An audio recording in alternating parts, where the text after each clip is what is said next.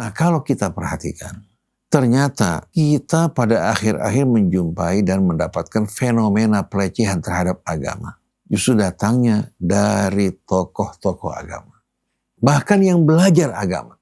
Di mana mereka pada saat menyampaikan ayat-ayat Allah atau agama, diiringi dengan guyon, lelucon, humor, bahkan membawa pembicaraan yang mengandung pornografi. Baik isyarat maupun terang-terangan. Mereka beranggapan bahwa ini katanya cara untuk menarik massa. Padahal dia melecehkan agama Allah. Menodai kehormatan agama Allah. Mengaburkan agama Allah dan pemahamannya dari manusia. Akhirnya banyak orang merasa jijik terhadap agama karena ulah perbuatan mereka. Inna hadhihi ummatukum ummatan wahidatan wa ana rabbukum fa'budun. وَمَا أَرْسَلْنَاكَ إِلَّا رَحْمَةً لِلْعَالَمِينَ.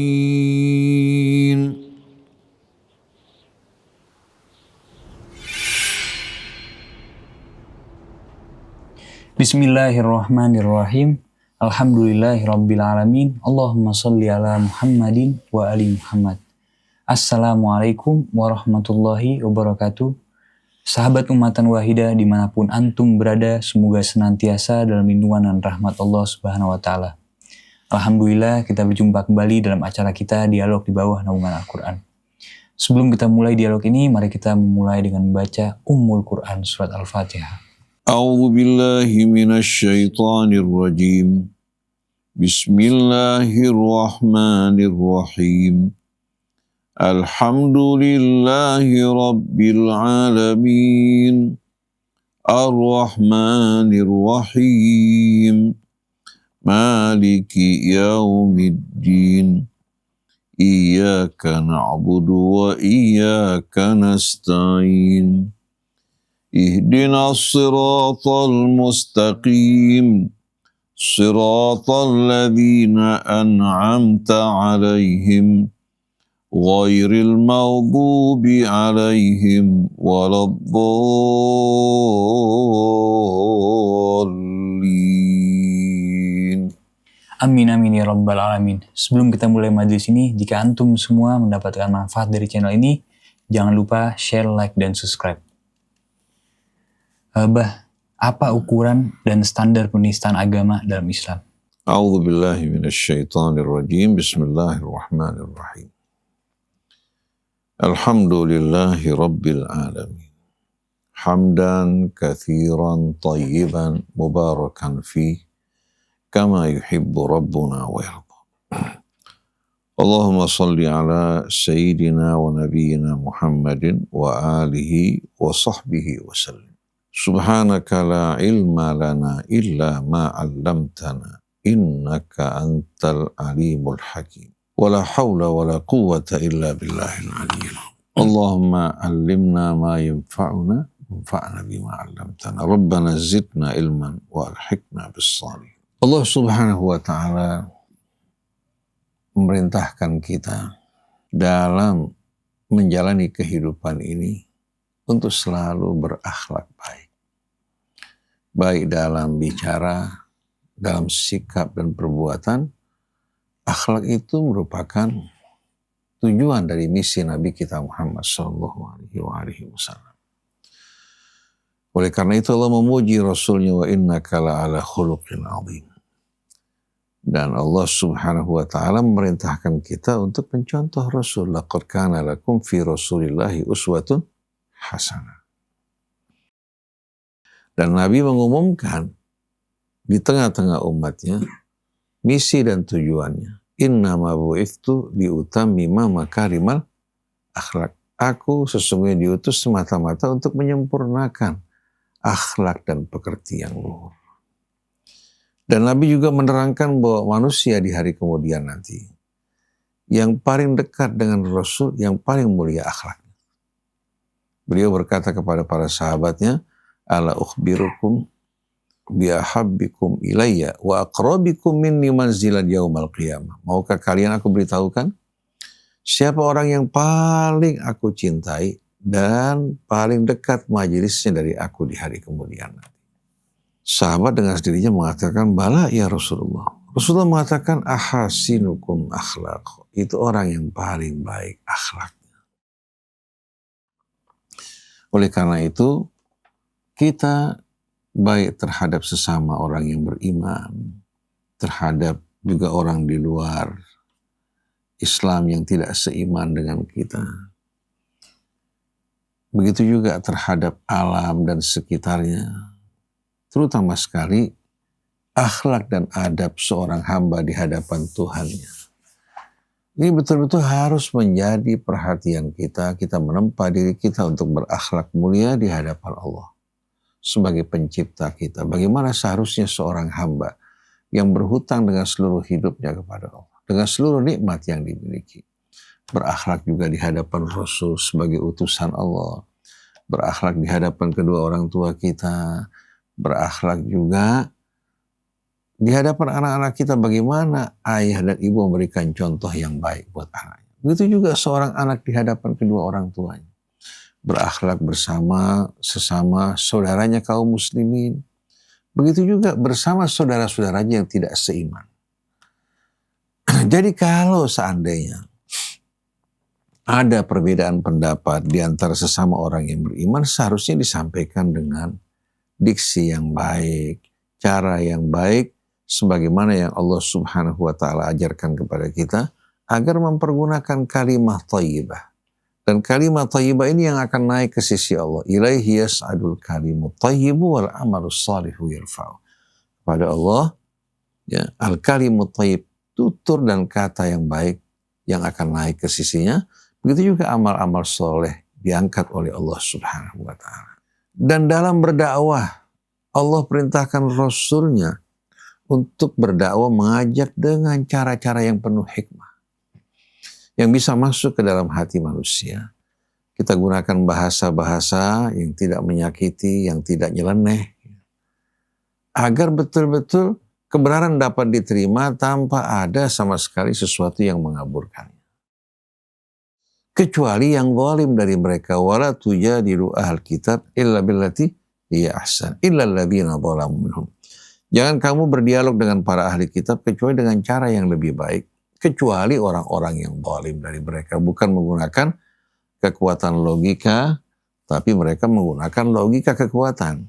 Dengan sendirinya, sebagaimana yang mereka lakukan, kita hadapi mereka dengan cara mereka. Oleh karena itu, kita sebagai sesama kaum muslimin tidak dibolehkan sama sekali ya, menista agama orang lain atau mengolok-oloknya. Karena ini tidak akan membawa mereka untuk menerima atau memahami kebenaran, malah akan membawa mereka untuk semakin jauh dari kebenaran. Dan ini merupakan adab yang buruk ya, yang tidak dicontohkan oleh Nabi kita maupun para Nabi sebelumnya. Begitu juga di antara sesama kita, seharusnya kalau ada perbedaan, jangan kita justru mengolok-olok, meremehkan atau menggunakan bahasa yang nyeleneh dalam apa? Dalam kita menyampaikan kebenaran. Bahkan Allah melarang kita untuk mencaci maki sembahan yang disembah selain Allah.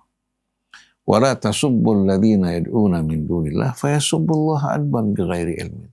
Jangan kalian mencaci sembahan atau orang-orang yang menyembah selain Allah. Akhirnya sebagai balasannya, mereka mencaci Allah tanpa dasar ilmu. Dan mencaci bukan jalan untuk menyampaikan kebenaran, malah jalan untuk menjauhkan orang dari kebenaran dan mendorong mereka untuk terbawa oleh tipu daya syaitan. Jadi mengolok-olok, melecehkan keyakinan orang lain, atau menggunakan bahasa-bahasa yang nyeleneh, itu hukumnya haram. Dan itu bertentangan dengan akhlak Nabi kita Muhammad SAW. Oleh karena itu, kita diajarkan dalam Al-Quran, di saat mendengarkan, ledekan, cacian, orang-orang yang mempermainkan ayat Allah, pada saat kita mendengarkan mereka melakukan hal ini, atau berkumpul sambil meledek dan melecehkan nilai-nilai Islam, kita diperintahkan untuk bangkit dan tidak duduk bersama mereka. Meninggalkan majelis dan tidak duduk berkumpul bersama mereka. Sebagaimana firman Allah dalam surah An-Nisa ayat 140. وَقَدْ نَزَّلَ عَلَيْكُمْ فِي الْكِتَابِ أَنْ إِذَا سَمِعْتُمْ آيَاتِ اللَّهِ يُكْفَرُ بِهَا وَيُسْتَهْزَأُ بِهَا فَلَا تَقْعُدُوا مَعَهُمْ حَتَّى يَخُوضُوا فِي حَدِيثٍ غَيْرِهِ إِنَّكُمْ إِذًا مِثْلُهُمْ إِنَّ اللَّهَ جَامِعُ الْمُنَافِقِينَ وَالْكَافِرِينَ فِي جَهَنَّمَ جَمِيعًا. Dan sesungguhnya Allah telah menurunkan dalam Alkitab sebelum ayat ini pada surat An-Nisa. Itu ayat yang Allah turunkan dalam suratul An'am yang nanti kita akan baca. Allah telah menurunkan kepada kalian dalam Alkitab. Kalau kalian mendengarkan ayat-ayat Allah diingkari dan diolok-olok, hendaknya kalian tidak duduk bersama mereka hingga mereka berpindah ke dalam pembicaraan yang lain. Inna Allaha jami'ul munafiqina wal kafirina fi jahannam jami'a. Sesungguhnya Allah akan mengumpulkan orang munafik bersama orang kafir dalam api neraka jahanam bersama-sama.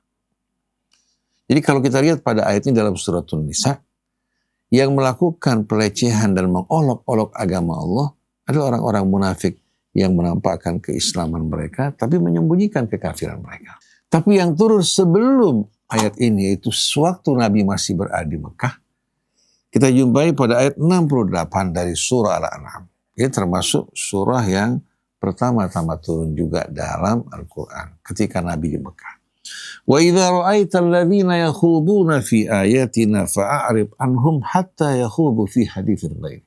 Kalau kamu melihat ada orang-orang yang membicarakan, memperbincangkan ayat-ayat Allah dengan melecehkan, mengolok-olok, ya, Allah perintahkan kita untuk berpaling dari mereka. Fa'arid anhum hatta yakhudu fi haditsin ghairi, hingga mereka beralih kepada pembicaraan yang lain. Wa imma yunsiyannaka syaitan fala taq'ud ba'da dzikra ma'al qaumidz zalimin. Kalau kamu dibuat lupa oleh syaitan, tidak sadar duduk bersama mereka, begitu kamu ingat, kamu hendaknya bangkit. Jangan kamu apa? Jangan kamu biarkan hanyut duduk bersama mereka. Setelah kamu ingat, jangan kamu duduk bersama mereka, orang-orang yang berbuat kezaliman. Kita lihat bagaimana kita berhadapan dengan orang yang mengolok-olok agama Allah, mengolok-olok ayat Allah. Kalau dari orang-orang kafir, kita diperintahkan untuk beralih meninggalkan mereka sampai mereka bicara dalam urusan yang lain. Kalau dari orang munafik, kita juga diperintahkan untuk apa? Untuk meninggalkan mereka. Begitu mereka bicara yang tidak benar, kita bangkit, tinggalkan mereka sampai mereka beralih kepada pembicaraan yang lain. Kalau kita duduk, berarti kita sama dengan mereka. Innakum idzam mithluhum. Jadi kalau kamu duduk bersama mereka, tidak bangkit, maka kamu sama dengan mereka. Innallaha jami'ul munafiqina wal kafirina fi jahannam jami'a. Sesungguhnya Allah akan menyatukan orang munafik dan orang kafir dalam api neraka jahanam bersama-sama. Nah, kita orang yang beriman harus beradab di hadapan agama Allah, di hadapan Al-Qur'annya, di hadapan Rasulnya. Tidak boleh menjadikan agama sebagai olok-olokan dan gurauan. Oleh karena itu dalam suratul An'am juga ayat 70 Allah berfirman dan mengancam dan memerintahkan kita untuk menjauhi mereka-mereka yang menjadikan agama Allah sebagai permainan. Wa dzaril ladzina takhadhu dinahum la'iban wa lahwa wa gharrathumul hayatud dunya. Hendaklah kamu tinggalkan, jauhi mereka-mereka yang menjadikan agama mereka sebagai permainan dan olok-olokan. Wa gharrathumul hayatud dunya, dan mereka tertipu oleh kehidupan dunia. Wa dzakir bihi an tubsara nafsum bima kasabat. Berikan peringatan dengan Al-Qur'an. Siapa yang melakukan perbuatan seperti ini, dia akan diputuskan dari rahmat Allah disebabkan ulah perbuatannya. Laisa laha min dunillahi waliyun wala syafi'. Dan dia tidak akan menjumpai selain dari Allah yang akan menjadi pelindung atau pemberi syafaat baginya kalau melakukan perbuatan seperti ini. Wa in ta'dil kulla adlin la yu'khadh minha Walaupun dia mau menebus dengan tebusan apapun, tidak akan diterima daripadanya. Ulaika alladzina ubsiru bima kasabu, mereka lah orang-orang yang diputuskan dari rahmat Allah disebabkan karena ulah perbuatan mereka. Lahum syarabun min hamimin wa adzabun alimun bima kanu yakfurun. Bagi mereka Allah sediakan minuman yang panas mendidih dan azab yang pedih disebabkan karena kekafiran mereka. Kita lihat bagaimana Allah perintahkan kita untuk meninggalkan mereka yang menjadikan agama sebagai permainan dan olok-olok. Nah, kalau kita perhatikan, ternyata kita pada akhir-akhir menjumpai dan mendapatkan fenomena pelecehan terhadap agama. Justru datangnya dari tokoh-tokoh agama. Dari orang-orang Islam, bahkan yang belajar agama. Di mana mereka pada saat menyampaikan ayat-ayat Allah atau agama diiringi dengan guyon, lelucon, humor, bahkan membawa pembicaraan yang mengandung pornografi. Saya saksikan, saya dengarkan langsung bagaimana ustadz, kiai berceramah, bukan memberikan nasihat mengajak manusia kembali kepada Allah, tapi yang disampaikan lelucon, humor untuk membuat orang tersedak-sedak, dan di samping itu menggunakan bahasa-bahasa porno, baik isyarat maupun terang-terangan. Ini banyak dalam ceramah-ceramah maulid, ceramah-ceramah Isra al-Mi'raj, dalam ceramah-ceramah umum, mereka beranggapan bahwa ini katanya cara untuk menarik massa, padahal dia melecehkan agama Allah, menodai kehormatan agama Allah, mengaburkan agama Allah dan pemahamannya dari manusia. Akhirnya banyak orang merasa jijik terhadap agama karena ulah perbuatan mereka. Padahal ini merupakan hal yang dilarang oleh Allah. Jadi kalau kita berbicara tentang penistaan agama, pelecehan agama, saat ini justru yang terbanyak dari tokoh-tokoh agama. Dari kiai-kiai, dari ustadz-ustadz, termasuk dari habib-habib juga. Untuk menarik massa, supaya digemari, supaya dicintai dan diikuti, dia menjadikan agama Allah sebagai permainan. Dengan menggunakan bahasa-bahasa perumpamaan-perumpamaan yang menjurus ke arah yang tidak baik. Jadi menyedihkan sekali, kita ingin agama kita mulia, orang yang beragama juga mulia, tapi ternyata kita melakukan penistaan, pelecehan terhadap agama Allah. Datangnya bukan dari orang kafir, datangnya dari tokoh-tokoh agama. Bahkan juga dari santri-santri. Ternyata, waliyahzubillah, mereka bukan mengikuti tuntunan Rasul, bukan menjunjung tinggi agama Allah dengan adab di hadapan Tuhannya, tapi mereka menjadikan agama waliyahzubillah sebagai permainan. Allah menceritakan kepada kita bagaimana hukuman Allah terhadap para penghuni api neraka. Nah, di antara penghuni api neraka yang menyebabkan mereka diharamkan dari rahmat Allah karena mereka menjadikan agama Allah sebagai bahan olok-olokan dan tawa. Dalam dialog antara penghuni api neraka dan penghuni surga dalam suratul A'raf, Allah ceritakan, wa nada ashabun nari ashabal jannah.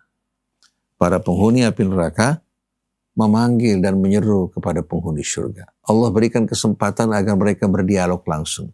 Penghuni api neraka semakin besar penderitaannya menyaksikan kenikmatan penghuni surga. Penghuni surga semakin bersyukur kepada Allah karena tidak mengalami apa yang dialami para penghuni api neraka. Nah, penghuni api neraka mengatakan, an afidhu alaina minal ma'i aw mimma razaqakumullah. Wahai penghuni surga, coba kirimkan untuk kami sedikit air saja, atau dari rezeki makan yang Allah berikan kepada kalian. Dijawab oleh penghuni surga, qalu innallaha harramahuma 'alal kafirin. Allah haramkan kedua-duanya bagi orang kafir. Siapa mereka? Alladzina takhadhu dinahum huzuan wa la'iba. Itu mereka-mereka yang menjadikan agama mereka huzuan sebagai olok-olokan, wa la'iba dan permainan. Ini yang melakukan, yang mengaku sebagai orang Islam, menjadikan agama mereka sebagai olok-olokan dan permainan. Wa gharrathumul hayatud dunya, mereka tertipu oleh kehidupan dunia. Fal yauma nansahum kama nasu liqa'a yaumihim hadza.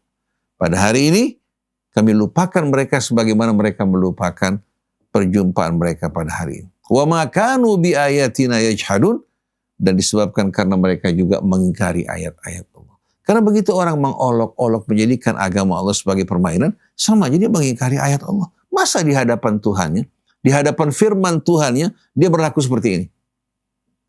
Jadi dalam kesempatan ini saya ingatkan bahwa kita dilarang untuk menggunakan bahasa-bahasa ejekan, olok-olokan, ya, terhadap keyakinan agama siapapun.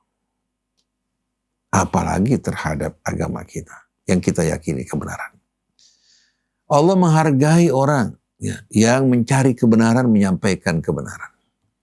Islam mengajarkan kita untuk menyampaikan kebenaran dengan adab yang baik dan kekuatan logika, bukan dengan adab yang buruk atau kita mempergunakan logika kekuatan karena kita merasa mayoritas. Tapi dengan adab yang baik. Kalau kita menjumpai, katakan, keyakinan sebagian pemeluk agama tidak benar, kita ajak dia berdialog dengan bahasa yang santun, tidak menyakiti perasaannya. Maka saya teringat kepada salah seorang tokoh pejuang, penasihat dari Hizbullah. Ketika saya berjumpa dengan beliau di Al-Aziziyah di Mekah.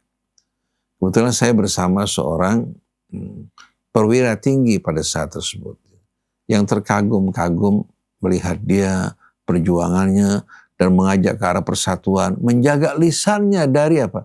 Dari ucapan-ucapan yang akan menimbulkan fitnah pecah belah. Jangankan terhadap kaum muslimin, terhadap non-Islam saja, dia amat dicintai. Jadi kalau orang berkunjung ke Masjid Al-Hasanain di Libanon, Beirut, diantar oleh supir non-Muslim yang beragama Kristen, sampai di masjid, dikatakan sampaikan salam buat Sayyid Fadlullah. Kenapa? Karena beliau menjaga lisannya, berdakwah, mengajak kepada kebajikan, kebenaran dengan adab, dan juga kekuatan logika, bukan logika kekuatan. Ketika saya bertanya kepadanya, mewakili saudara kita, ya, kebetulan dia seorang jenderal dan masih aktif pada saat itu, dan dia baru mulai hijrah ke jalan Allah, dia bertanya kepada Sayyid, dari mana kita harus mulai menerima kebenaran atau menyampaikan kebenaran? Jawaban beliau, bukalah hati manusia dengan kata-katamu yang baik, yang lembut, yang tidak menyakitkan, yang tidak menyentuh yang dianggap sakral oleh mereka. Buka hati mereka, niscaya mereka akan membuka akal pikiran mereka untuk mendengarkan kamu. Tapi kalau kamu memulai dengan menyakiti perasaan orang dengan bahasa yang kasar, mereka akan tutup diri untuk mendengarkan apa yang kamu sampaikan, apalagi memikirkan. Jadi iftah quluban nas yaftahu laka uqulahum. Buka hati manusia bil kalimit thayyibah, dengan kata-kata yang baik. Niscaya mereka akan buka akal mereka untuk mendengarkan apa yang kamu sampaikan. Jadi kesimpulannya, menggunakan kata-kata yang nyeleneh, mengejek, meledek, ya, baik terhadap agama, keyakinan non-Islam, apalagi terhadap sesama kaum muslimin, itu diharamkan dalam agama. Ini bentuk penistaan terhadap agama. Bentuk penistaan terhadap agama. Tapi walaupun kita mendengarkan pelecehan dari orang-orang di luar Islam, kita bukan diperintahkan menghadapi mereka dengan senjata. Tapi apa? Diperintahkan kita menyingkir, meninggalkan mereka. Ini sebagai jawaban yang menyakitkan hati mereka sebetulnya. Mereka mau kita ini apa? Meladeni mereka. Begitu kita tinggalkan, niscaya mereka akan merasa apa? Merasa jatuh dari tempat yang tinggi. Tapi kalau kita ladeni, mereka terangkat. Masa orang yang beriman, yang berakal sempurna, mau turun merendahkan diri, meladeni orang-orang bodoh? Allah mengatakan, khudil afwa wa'mur bil urfi wa'arid al jahilin. Ambillah sikap al-afwa, memberikan maaf, tidak meladeni. Ajak kepada kebaikan dan berpalinglah kamu dari orang-orang bodoh. Karena kalau orang pintar duduk meladeni orang bodoh, yang pintar jadi bodoh, yang bodoh jadi pintar. Jadi menghadapi mereka-mereka yang menista agama, meledek dan mencemohkan ayat-ayat Allah, jawaban yang paling bagus berdiri, tinggalkan mereka. Nanti kalau sudah beralih ke pembicaraan yang lain, baru kita ajak. Jadi paling tidak kita mengarahkan mereka kepada yang positif dan baik. Karena kita kan umat dakwah. Mengajak, bukan kita menjadi hakim, menghakimi mereka secara membuta, tidak. Mengajak berupaya. Sebagaimana Nabi Musa bersama Harun diperintahkan untuk datang kepada Fir'aun menggunakan bahasa yang santun dan lebih. Padahal Fir'aun menggunakan bahasa yang kasar. Begitu juga Nabi terhadap kaum musyrikin. Betapa kejam, kejinya perlakuan mereka, tapi Nabi tetap tidak bergeser dari sikap pendirian maupun cara menyampaikan pembicaraan kepada mereka. Nah, kita ingatkan kalau ada ulama-ulama, ustadz, kiai atau habib berbicara di atas mimbar, keluar dari kebenaran, menggunakan bahasa-bahasa pelecehan, bangkit dan tinggalkan. Kalau tidak, Allah akan kumpulkan kalian bersama mereka di hari kemudian nanti. Jadi sebetulnya kata-kata pelecehan, penistaan, kita menggunakan kata-kata, ucapan-ucapan, atau sikap yang tidak benar, ya, menyerang keyakinan orang lain. Tapi kalau berdialog mencari kebenaran, ya, katakan orang di luar Islam bertanya mengenai keyakinan kita, dia mengajukan keberatan, mengajukan kritikan, dalam anggapan dia ini merupakan syubhat, itu hal yang baik. Kita ajak mereka berdialog, berargumen, hingga dia mau menerima kebenaran. Walaupun dia tahu kebenaran, kalau dia tidak mau, kita nggak punya hak memaksa dia. Tidak berhak untuk memaksa. Kalau tetap dia mengikuti pendiriannya, walaupun sudah terlihat kebenaran, tugas kita berakhir. Tapi sebelum dia mengetahui kebenaran, tugas kita untuk menjelaskan kebenaran. Oleh karena itu, kalau seandainya negara dipimpin oleh pemimpin muslim yang sejati, yang mengikuti Rasul, semua akan dapat hidup harmoni. Baik kaum muslimin dan orang di luar Islam diperlakukan dengan cara yang adil. Diperlakukan dengan cara yang paling pemerintah memfasilitasi dialog di antara umat beragama. Dialog mencari kebenaran. Kebebasan berpikir mencari kebenaran terbuka luas dalam Islam. Allah mencintainya bahkan. Karena dengan terbukanya dialog, kemudian berpikir dengan bebas, berargumen, orang bisa menemukan kebenaran. Tapi yang dibenci Allah, orang yang menggunakan pikirannya untuk menutupi kebenaran. Menghalangi orang untuk menerima kebenaran, itu yang dibenci Allah Subhanahu wa ta'ala. Jadi jelas sekali bagaimana kita memahami apa itu penistaan dalam agama, baik dari sesama orang Islam terhadap sesama saudaranya, atau dari orang Islam terhadap orang non-Islam, atau dari non-Islam terhadap kita kaum muslimin, bagaimana cara menanggapinya. Karena setiap orang yang berkata kotor, berkata tidak baik, menggunakan ledekan dan olok-olok, itu martabatnya jatuh di hati manusia. Walaupun di antara sesama peluk agamanya. Seperti kita, kalau mendengarkan seorang ustadz bicara yang tidak benar, bicara kotor, kita mendengarnya malu. Malu terhadap ucapannya. Betul tidak? Itu merupakan fakta. Jadi jangan kita mempermalukan diri kita dengan ucapan-ucapan, dengan sikap-sikap yang tidak sejalan dengan keridhaan Allah Subhanahu wa ta'ala. Jadikan akhlak sebagai penghias kita. Sebagaimana Imam Ja'far Shadiq menegur para pengikutnya yang berucap, yang berbicara yang tidak baik, yang gemar melaknat, gemar mencaci. Imam Ja'far mengatakan, kunu lana zainan wala takunu lana syainan. Jadilah kalian penghias kami. Jangan kalian malah merusak kami. Dengan apa? Dengan sikap perbuatan kalian. Kalau kalian betul-betul menjadi pengikut kami yang sejati, wanita-wanita dalam pingitan mereka membicarakan kebaikan akhlak kamu. Jadi akhlak ini yang paling penting. Jangan orang lebih menekankan kepada mazhab, kepada sekte, akhlak. Siapapun yang akhlaknya buruk, mau dari NU, dari Muhammadiyah, dari Salafi, dari Khalafi, dari Sufi, dari Syiah Sunnah, dia jatuhkan martabatnya. Tapi yang berakhlak mulia, dengan imannya kepada Allah Subhanahu wa ta'ala, ketakwaannya, dialah orang yang mulia dari kalangan manapun juga. Jadi bukan kelompok golongan mazhab yang menyelamatkan iman, ketakwaan, dan akhlak budi pekerti yang luhur. Ini yang akan menempatkan orang tersebut di sisi Nabi kita Muhammad SAW. Wallahu a'lam. Berkaitan sama penistaan agama, bah, bagaimana sikap Rasulullah dan Khulafaur Rasyidin terhadap orang-orang yang menghina atau merendahkan Islam? Apakah dalam praktiknya mereka pernah melakukan hukuman terhadap pelaku penghinaan agama, bah? Pada masa Nabi kita Muhammad SAW, ada seorang penyair terkenal, itu Ka'ab bin Zuhair. bin Abi Sulma. Ka'ab seorang penyair yang cukup terkemuka. Begitu juga sang ayah Zuhair bin Abi Sulma.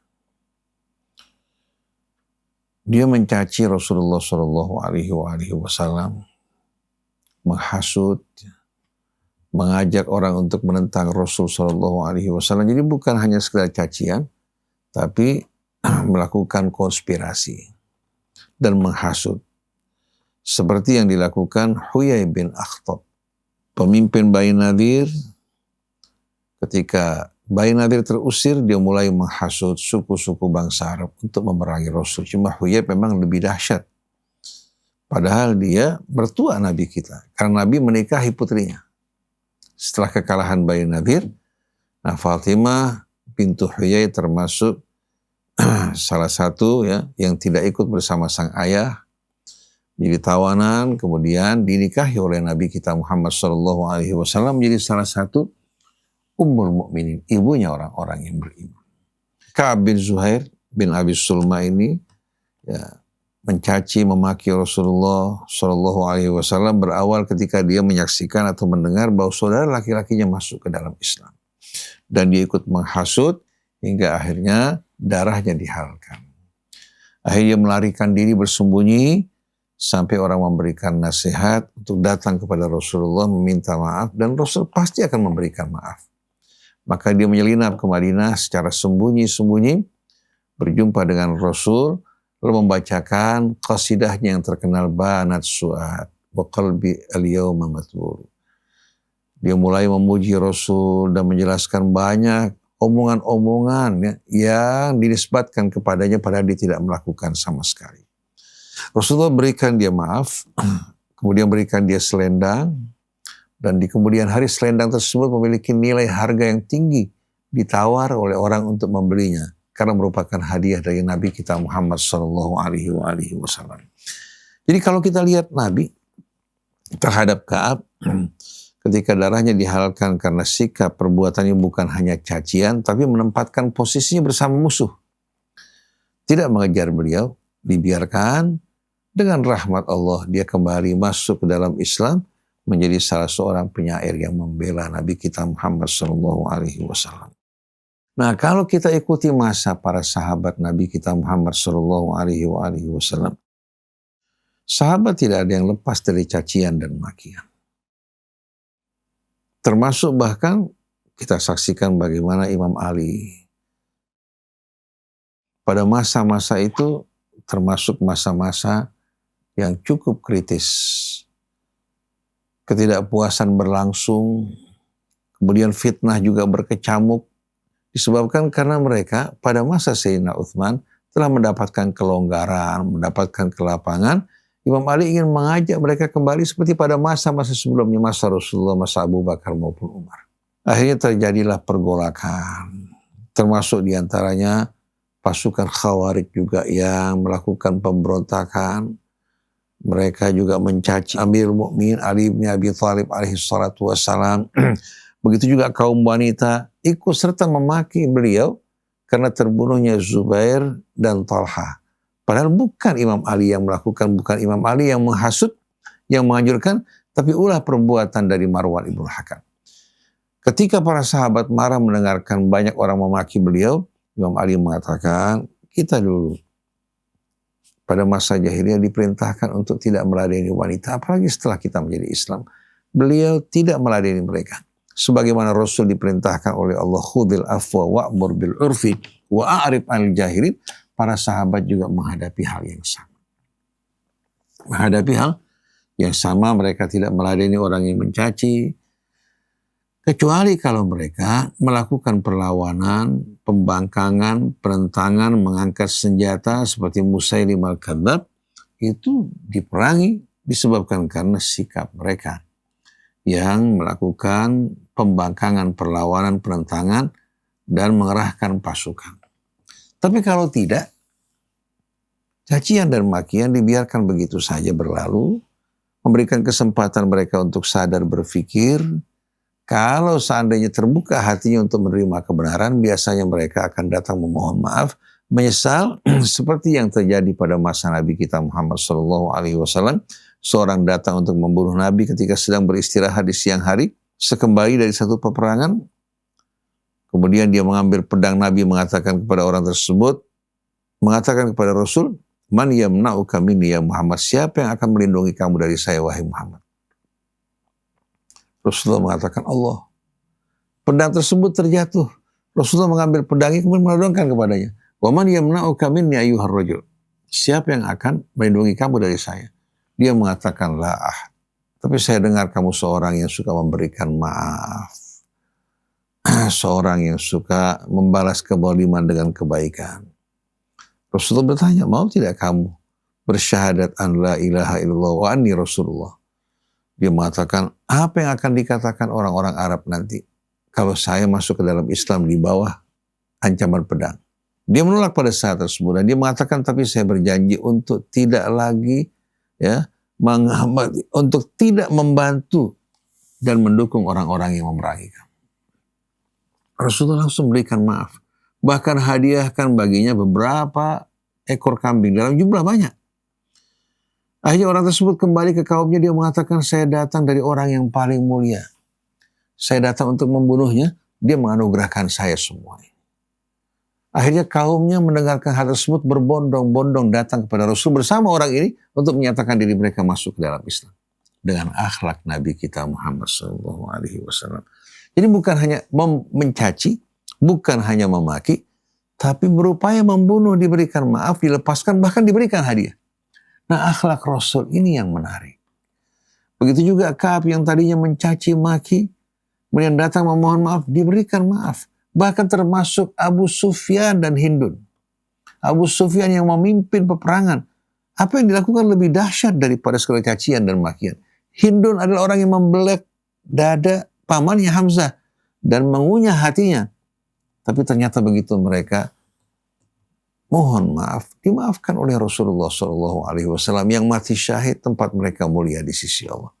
Jadi Islam bukan mengajarkan kita untuk bersikap lemah, tidak. Tapi mengajarkan kita pada saat kuat memberikan maaf, pada saat kita lemah untuk tidak tunduk kepada kezaliman dan tidak berbuat kezaliman.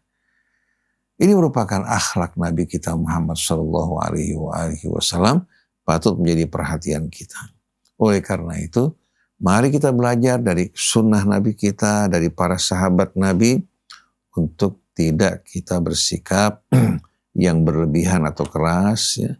Walaupun tujuan kita karena cemburu pada agama Allah dan kehormatan Nabi kita maupun kehormatan orang-orang yang berjuang di jalan Allah Subhanahu wa Ta'ala, tapi hendaknya tetap baik dalam senang maupun marah kita tetap berpegang pada kebenaran, dan yang menjadi idola kita adalah Nabi kita Muhammad SAW. Dan kita ingin para ustadz, para kiai, para ulama, para habaib hendaknya dalam berbicara menjadi contoh yang baik. Jangan menggunakan bahasa-bahasa yang kasar, tapi memilih bahasa yang terbaik. Bahasa yang terbaik, bahasa yang terindah. Perumpamaan yang terbaik. Karena tugasnya menyampaikan apa-apa yang datang dari Allah. Wa ma 'alar rasuli illal balagh. Tugas Rasul menyampaikan. Begitu juga penerus para Rasul, tugas mereka adalah menyampaikan pesan-pesan Allah Subhanahu wa Ta'ala. Subhanakallahumma bihamdik. Asyhadu an la ilaha illa anta astaghfiruka wa atubu ilaik. Wa'afu minkum. Wassalamualaikum warahmatullahi wabarakatuh. Alhamdulillah, kita sudah sampai di penghujung dialog kali ini. Jazakumullah khair kepada Babah atas nasihat dan penjabarannya. Semoga bisa menjadi wasilah dan hidayah untuk kita semua. Sahabat Ummatan Wahidah Al-Fakir beserta suku yang bertugas, kami mohon undur diri. Wassalamualaikum warahmatullahi wabarakatuh. Waalaikumsalam warahmatullahi wabarakatuh.